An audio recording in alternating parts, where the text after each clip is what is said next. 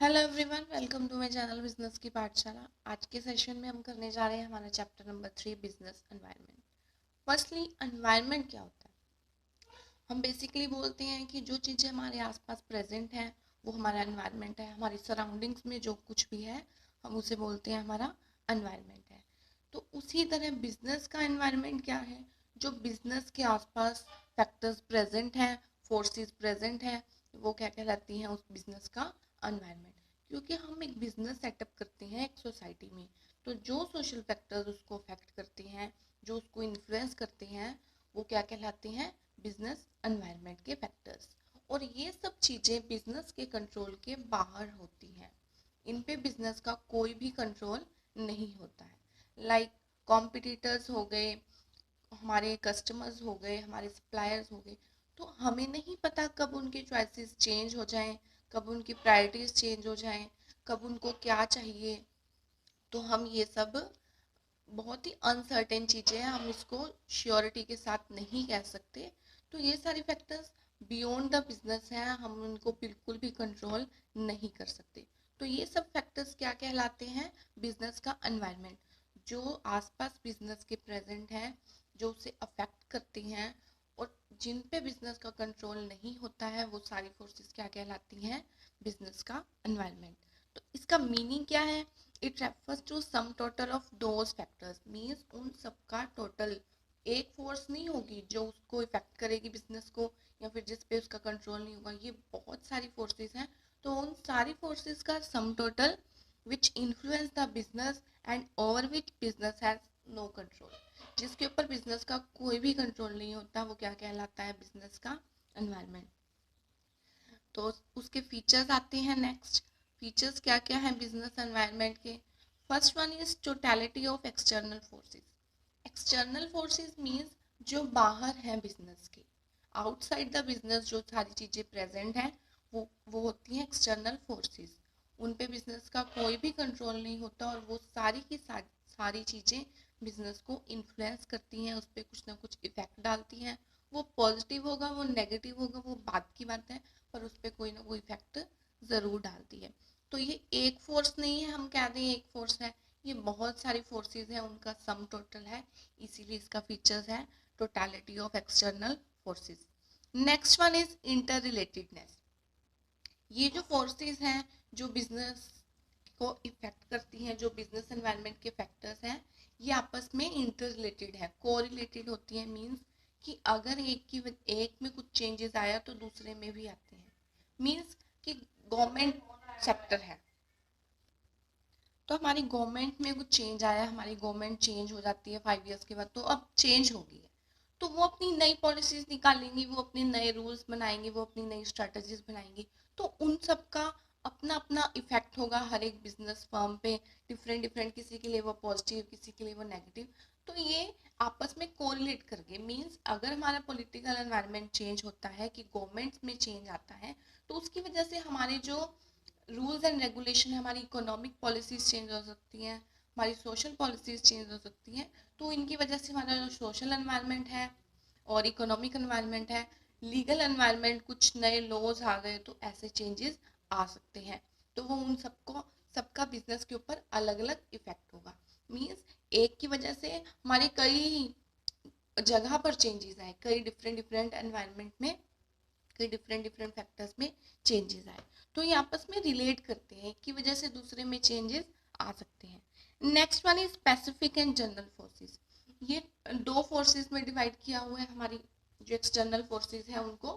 First one is specific. Specific forces वो होती हैं जो कि सिर्फ एक फर्म को ही इफेक्ट करती हैं, जिसका इन्फ्लुएंस सिर्फ एक फर्म पे ही होता है। लाइक कॉम्पिटिटर्स हो गए, सप्लायर्स हो गए, तो किसी एक फर्म के सप्लायर्स हैं, तो अगर उनकी उनमें उनमें कुछ चेंजेस आए, उनकी सप्लाई की पॉलिसी में कुछ चेंजेस आए, तो वो उसी फर्म के लिए चेंज आए सिर्फ।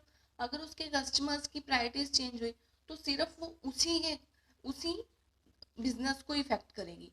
अगर उसके कॉम्पिटिटर्स में कुछ चेंजेस आए, उसके कॉम्पिटिटर्स ज़्यादा आ गए, तो उसके अकेले के बिजनेस को ही इफेक्ट करेगा, उसी टाइप के बिजनेस को ही वो इफेक्ट करेंगे।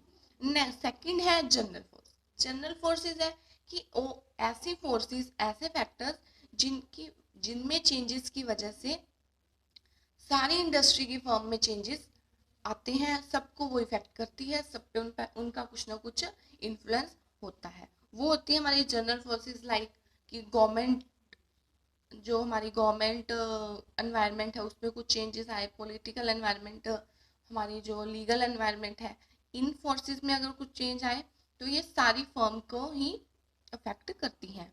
Next one is dynamic nature.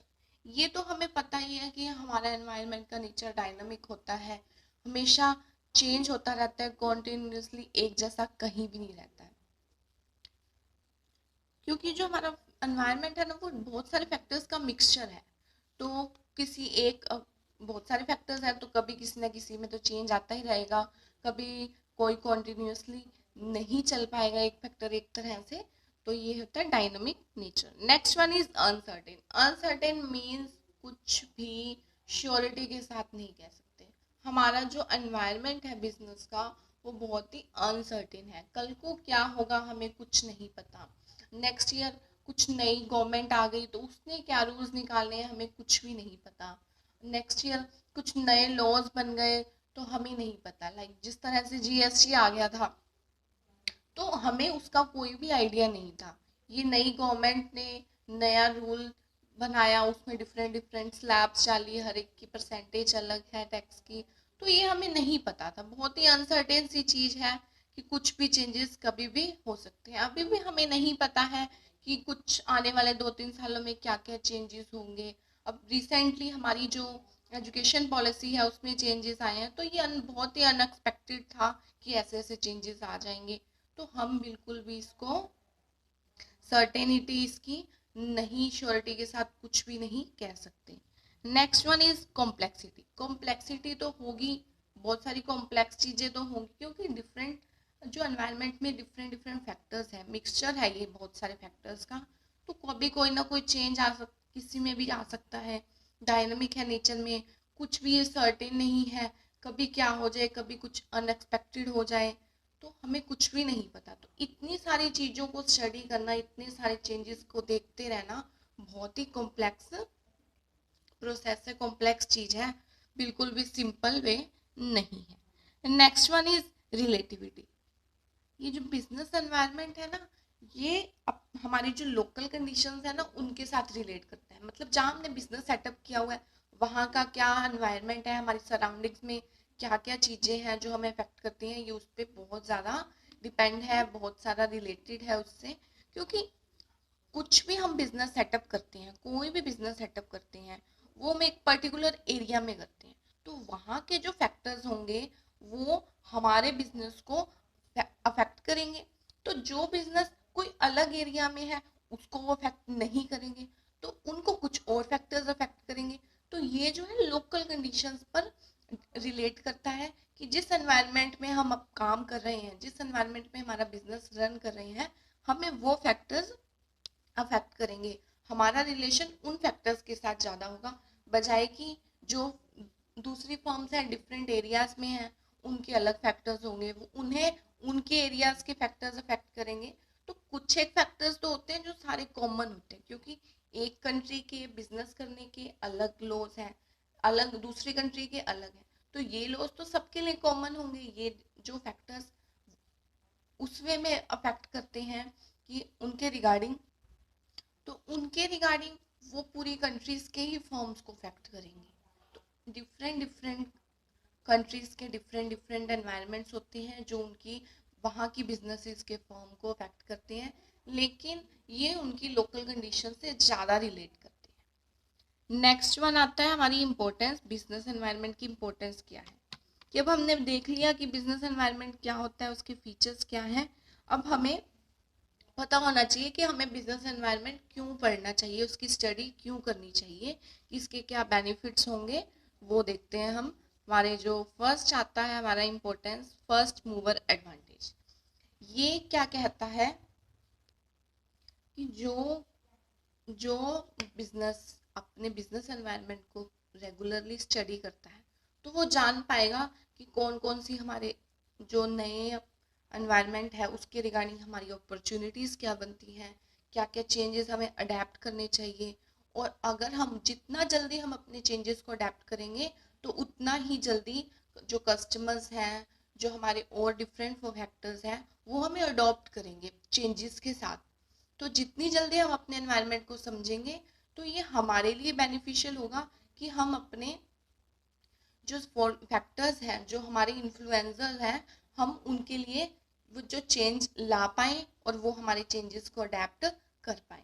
तो हमारी अपॉर्चुनिटीज़ को हम जान पाएंगे कि अगर कुछ चेंज आ रहा है तो इसमें से हमारे लिए क्या बेनिफिशियल है, हम ऐसा क्या करें कि हमारे कस्टमर्स बने रहे, हमारे सप्लायर्स बने रहे, हमारी कॉम्पिटिटर से अलग पहचान हो, हम उनसे ज़्यादा compete कर पाएँ।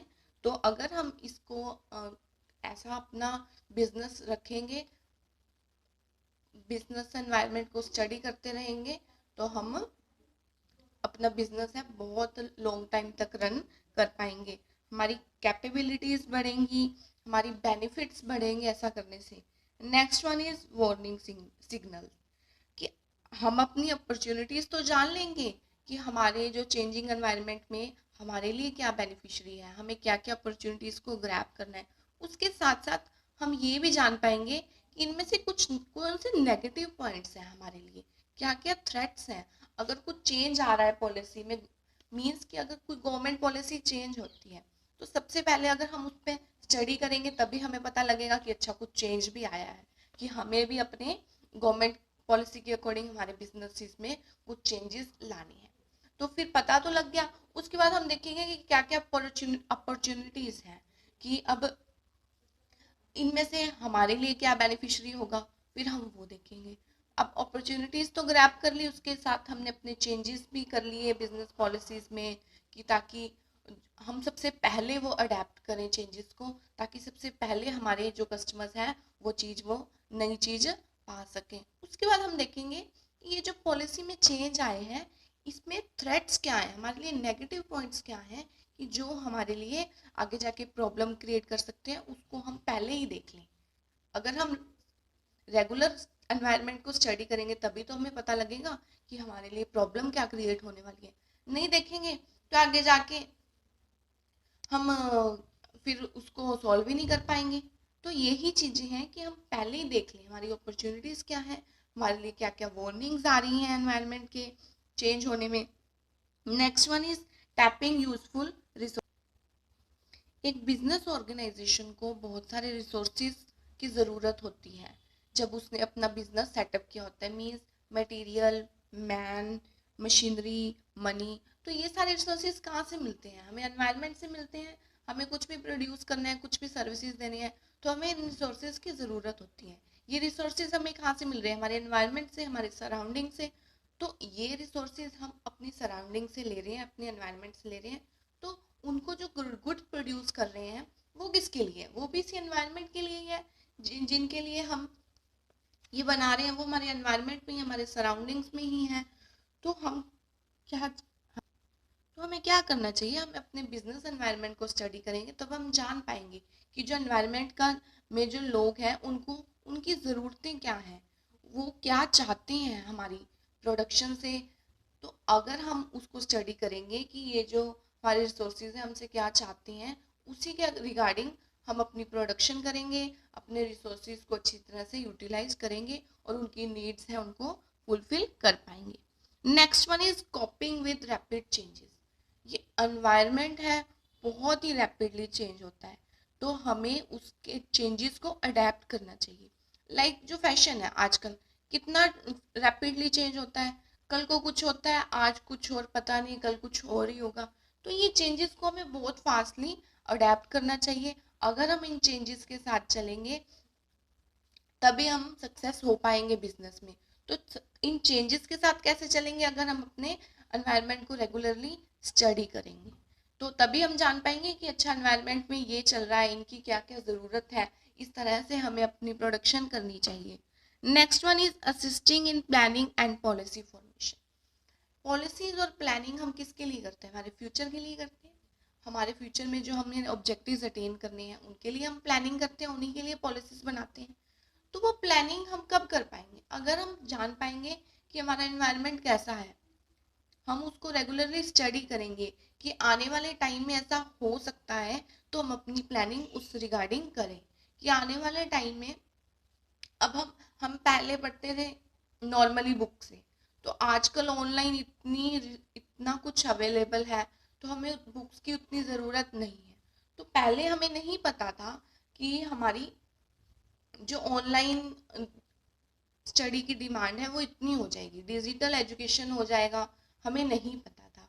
तो वही, अगर हमने पहले ही ये स्टडी किया होता, जिन्होंने ये स्टडी किया उन्होंने बुक्स के साथ साथ अब ये डिजिटल एजुकेशन पे भी उतना ही ध्यान दिया होगा, उसी के रिगार्डिंग प्लानिंग की होगी कि हम बुक्स तो अवेलेबल करवाएं उसके साथ कुछ ना कुछ ऑनलाइन भी प्रोवाइड करवाएं, एजुकेशन दें ऑनलाइन, तो ये बेनिफिशियरी होगा।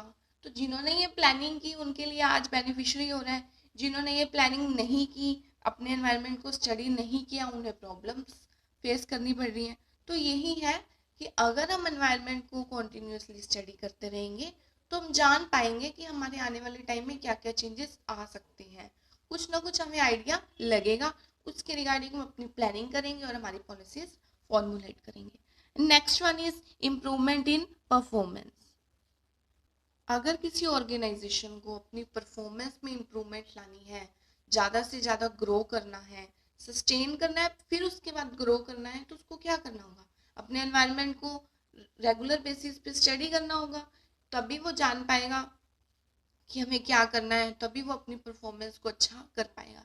जो ऐसा नहीं करता है ऑर्गेनाइजेशन को, उसको अपना बिजनेस जल्दी एंड अप करना होता है, उसका बिजनेस लॉन्ग टाइम तक रन नहीं कर पाता है। तो अपनी बिजनेस में परफॉर्मेंस में इम्प्रूवमेंट लाने के लिए हमें क्या करना होगा, हमारे एनवायरनमेंट को अच्छी तरह से जानना होगा, उसको रेगुलरली चेक करना होगा, उस पर एक कांस्टेंट आई बना के रखनी होगी, उसको रेगुलरली स्टडी करना होगा। तो उसके बाद हमारे आते हैं हमारे कंपोनेंट्स ऑफ बिजनेस एनवायरनमेंट, कि बिजनेस एनवायरनमेंट को कौन कौन से फैक्टर्स इफेक्ट करते हैं, उनको हमने डिवाइड किया है इंटरनल एनवायरनमेंट में और एक्सटर्नल एनवायरनमेंट में। डिफरेंट डिफरेंट कंपोनेंट्स हैं, तो हमने उनको डिवाइड किया है।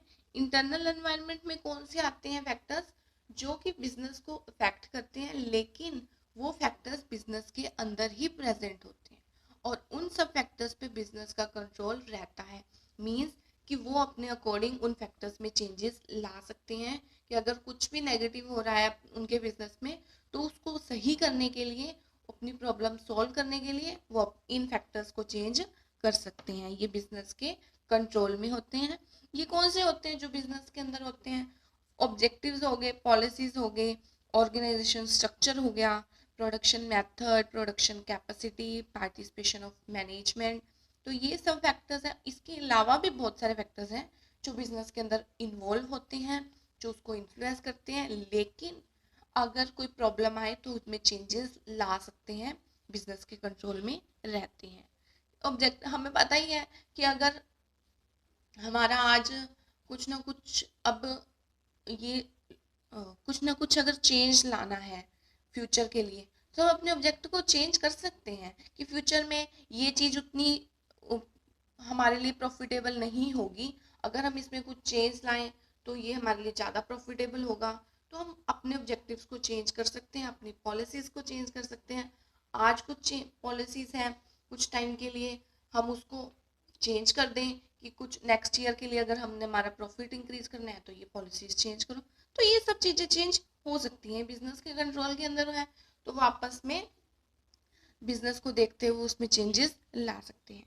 जो दूसरे हमारे कंपोनेंट्स होते हैं वो होते हैं एक्सटर्नल कंपोनेंट्स, एक्सटर्नल एनवायरनमेंट। और ये सारी फोर्सेस बिजनेस के कंट्रोल में नहीं होती है, लेकिन ये सब फैक्टर्स बिजनेस को इन्फ्लुएंस करते हैं। तो इन फैक्टर्स को हम हमारी नेक्स्ट वीडियो में एक्सप्लेन करेंगे और उसमें स्टडी करेंगे। आई होप आपको सेशन पसंद आया हो। प्लीज़ सेशन को लाइक करें और चैनल को सब्सक्राइब ज़रूर करें।